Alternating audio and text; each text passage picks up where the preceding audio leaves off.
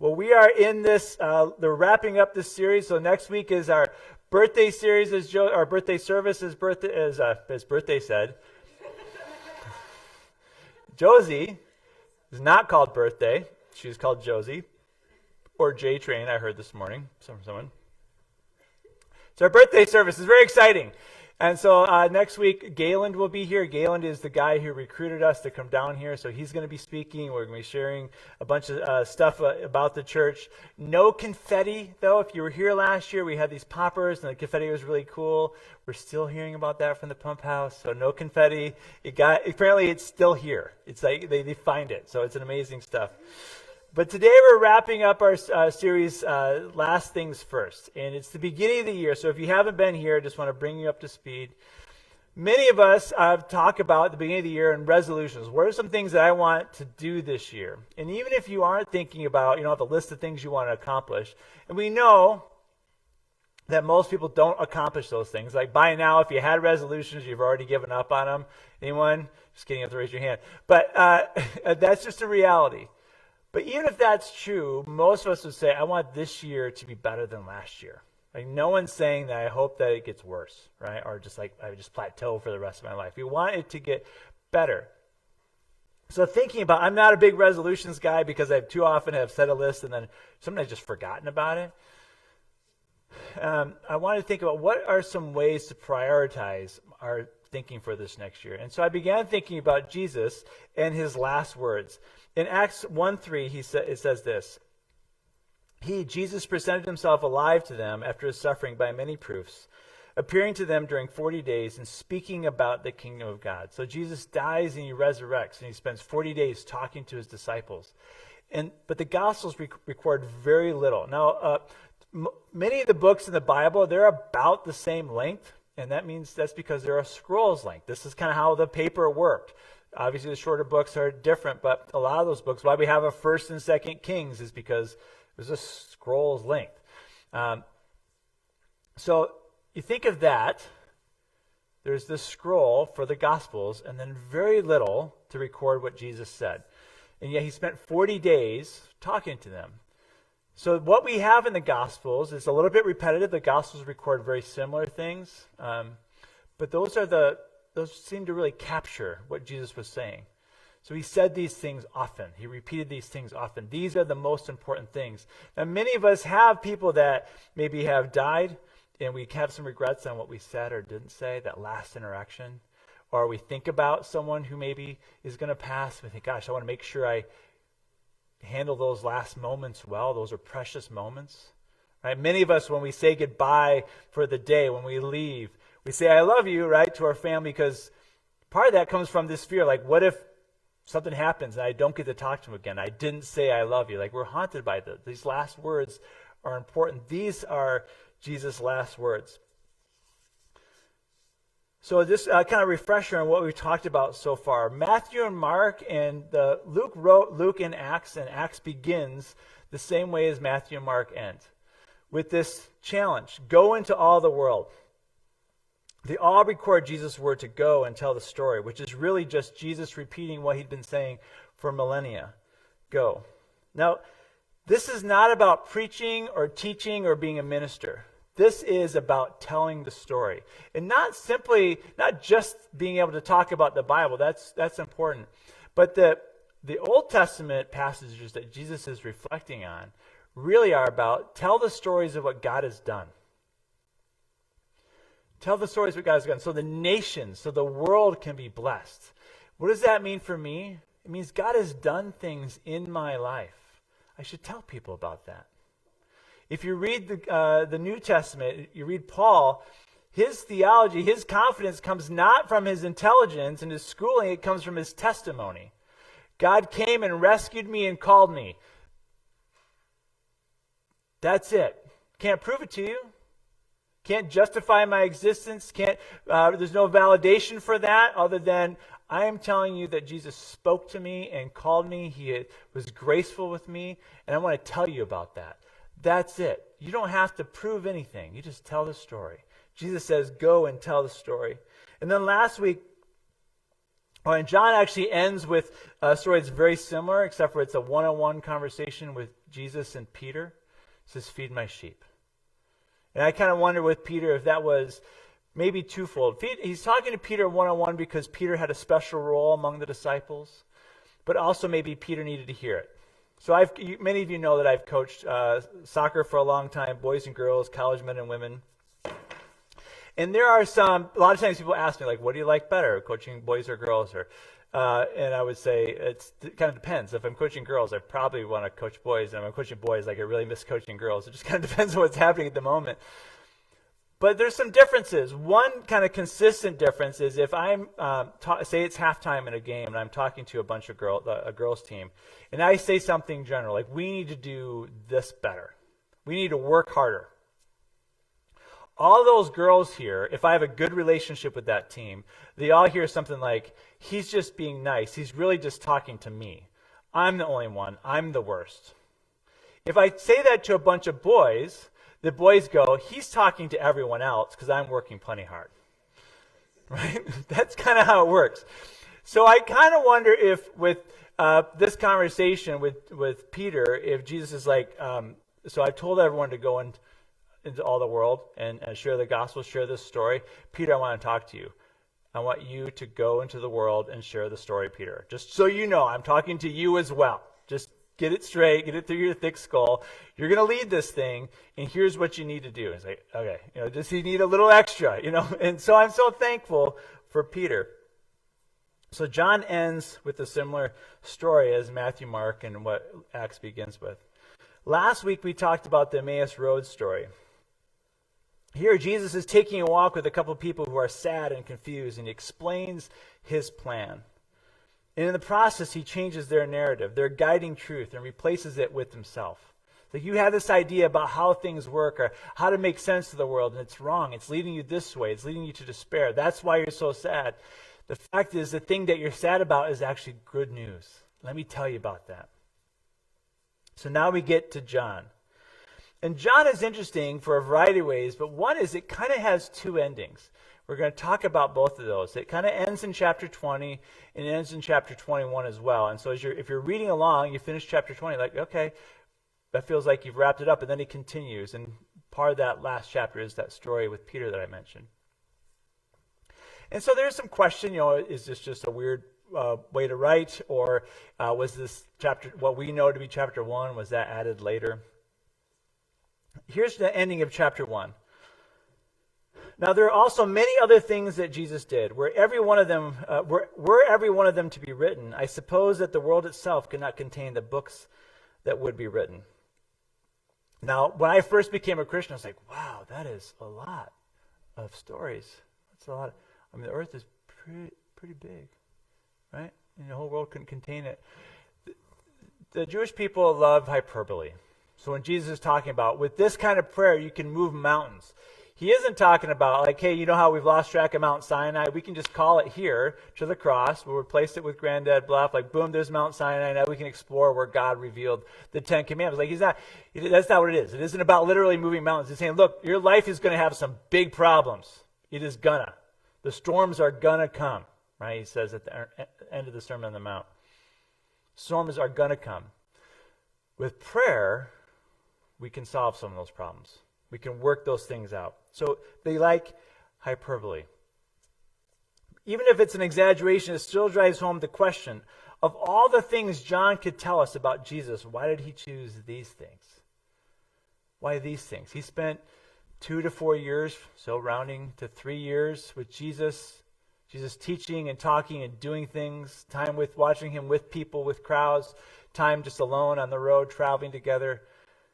3 years. Some things he told in parable, and it was confusing to crowds, and he'd kind of spill the beans with his disciples, so they had the inside track of all the things, of all this, world populating amount of stories. Why these things? And that's one thing we don't know. These things must have been really important. These things must have been really good stories that he wanted us to know. So let's jump back a page to the end of chapter 20. This is verses 30 and 31. Now, Jesus did many other signs in the presence of the disciples, which are not written in this book. But these are written. So this is the purpose of this book. These are written so that you may believe that Jesus is the Christ, the Son of God, that by believing you may have life in his name. So John is revealing his purpose. This is why this book has been written. This is the point. Which means that when we look backward, what we're supposed to understand is who Jesus is, why he is the Son of God, and how he brings life. And as I said earlier, these are stories. I was talking with someone about the book of Job. I mentioned it last week. I said, don't look for theological points, give me 3 points to understand Job. It's not there. That's what we want. Here in the West especially, we want math. We don't want story, we want math. Give me 3 points that proves without a shadow of a doubt that Jesus is who he says he is. And John's like, let me tell you a story. Let me tell you some stories. These stories are supposed to get us, to help us understand that Jesus is who he says he is. He is the Son of God. And he brings life. So in other words, he's saying something like, let me tell you what God is really like. Jesus says of himself, if you want to know the Father, if you want to know God, know me. I am the representation of God. If you want to know God, he's like me. This is what God is like. And then John tells us a bunch of stories. And now we're going to go to one of my favorite stories in the Bible, which I realize I'm starting to say that a lot. I have a lot of favorites. Deal with it. It's like, that's my thing. This one is John 20, 24 through 29. We'll just kind of go through a couple verses at a time. Now Thomas, one of the 12, called the twin, was not with them when Jesus came. So the other disciples told him, we have seen the Lord. But he said to them, unless I see in his hands the mark of the nails, and place my finger into the mark of the nails, and place my hand into his side, I will never believe. This is kind of intense, right? He's talking about Jesus. Can you imagine how quiet? John said what? Whispering, did he just say that? I'm not going to believe. He's heard the stories. Jesus had appeared to other people. He appeared to the women at the cave, at the tomb, and they ran back. Peter and John go. They don't see Jesus, but the tomb is empty, and he's starting to show himself. He shows the people on the Emmaus Road that same day. John's heard these stories. He's like, I don't know. I can't do this. Now, because of this story, what do we call Thomas? Doubting Thomas, right? That's this nickname that is stuck. And I don't think it's fair. I think this is a low light for Thomas for sure. As we get into the story, you'll see that. But Thomas, before this, there's a story where Jesus wants to go to Jerusalem.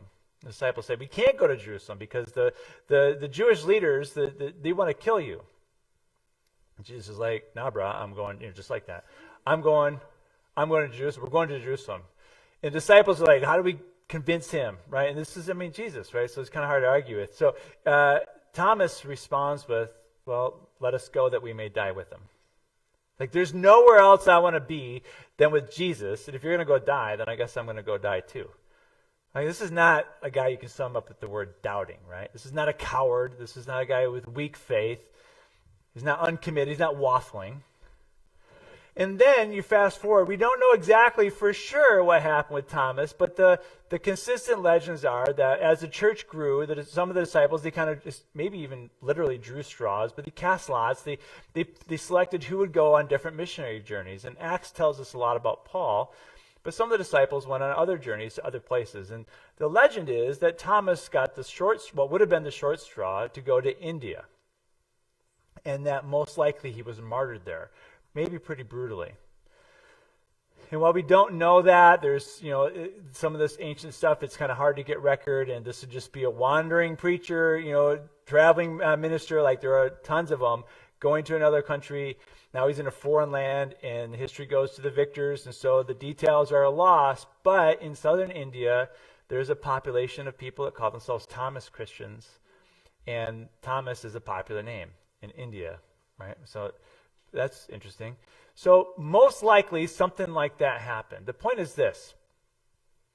Thomas has this low light, but he is committed to Jesus, and he goes and dies for Jesus. But that's not what we're talking. So anyway, I just want to do good by Thomas, right? So he says, unless I put my hand in his side, I'll never believe. He is hurting. Now you might say, how could you say something like that? I think he's speaking from a place of grief. As I said, Thomas loved Jesus. He believed in Jesus. He was committed to Jesus. And now he's hurting.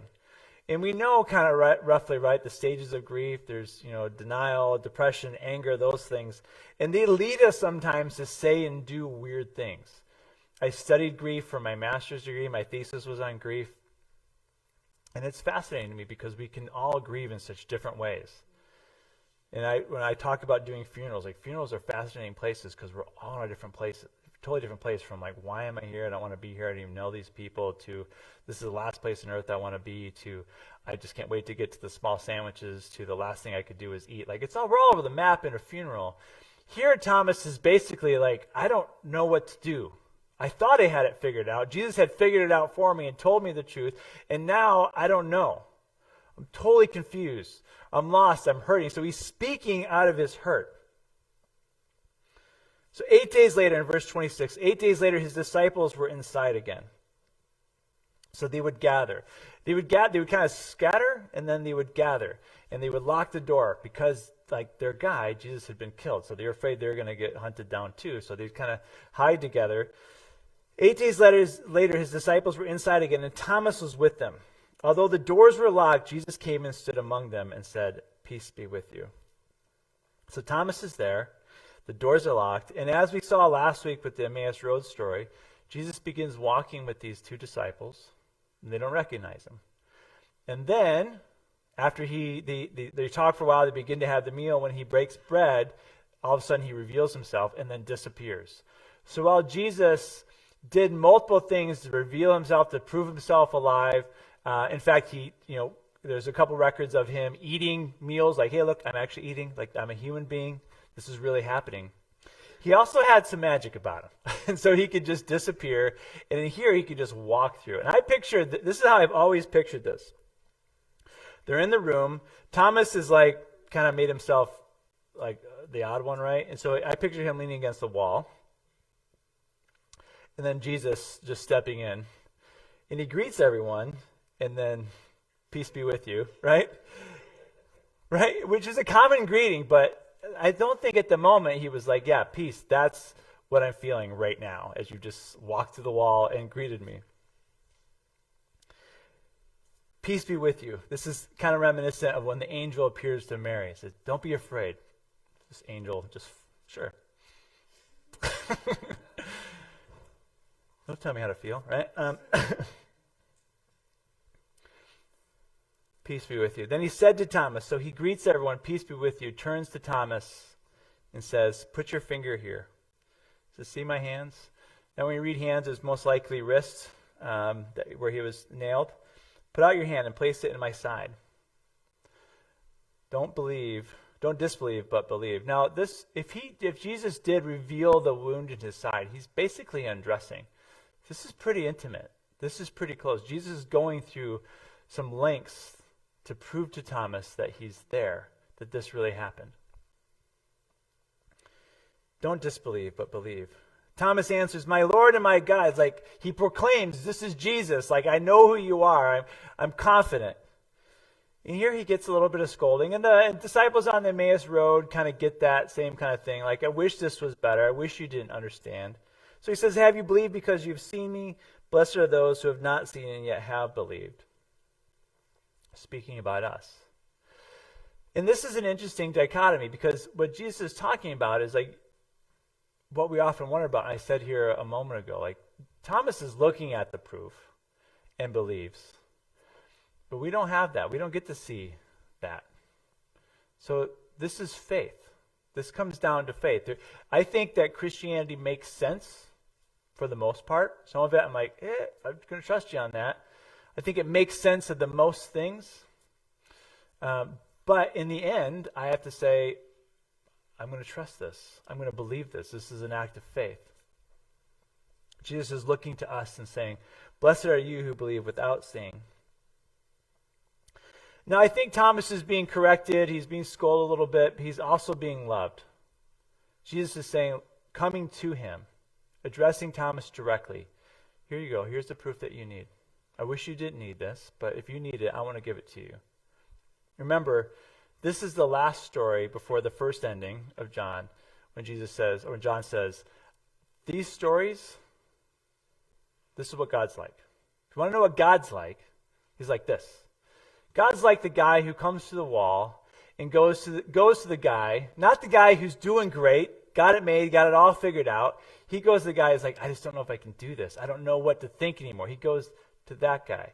That's what God's like. God goes to the one who's doubting, the people that are confused and lost and sad and don't know what to do. That's the Son of God. That's the Son of God. Think of Son of God as a prince, right? We send when you go to, anyone's ever been to leadership training, you talk about recruiting leaders, you don't go to the Thomases. Jesus goes to the Thomases.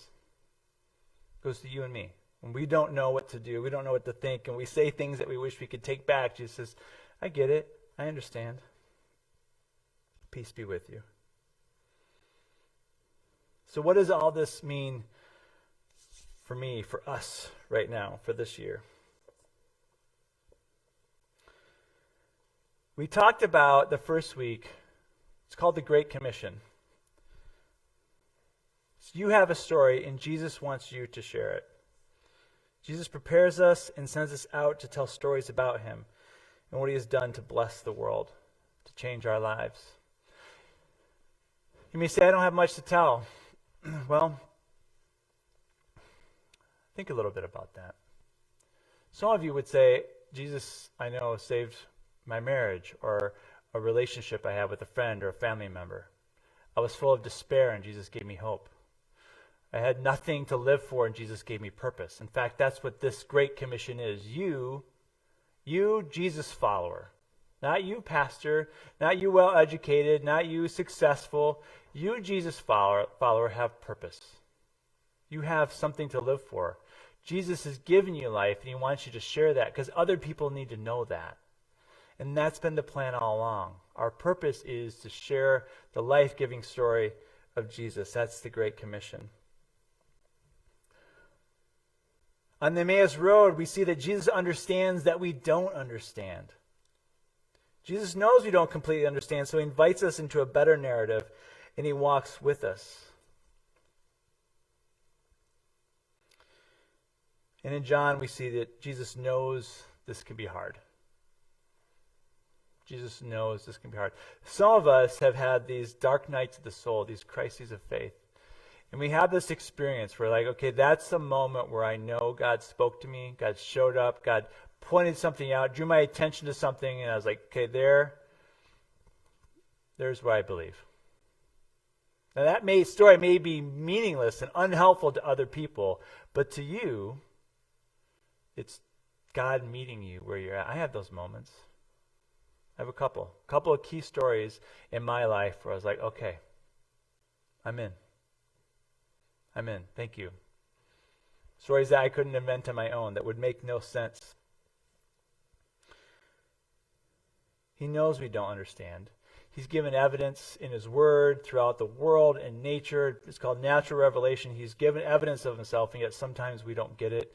We have a hard time believing. Jesus shows up. He knows this can be hard. In these three stories, we have, I think three things happening. We have in the Great Commission stories, we have purpose. We're given purpose. In the Emmaus Road story, we're shown grace. Right? You don't get it? Here's the story. It isn't about power. It's about grace and mercy. I've been listening to some Kurt Vonnegut. I don't know if you know who that is. He's an American writer. He's passed now. But he was not a believer in any kind of religion, but he said he liked the Sermon on the Mount. He liked Jesus. He said Jesus spoke about mercy. He says, I think that's the only good idea you ever had. It's a great idea. Jesus gives us grace and mercy. And in Thomas, we get forgiveness. These are some of the elements of these stories.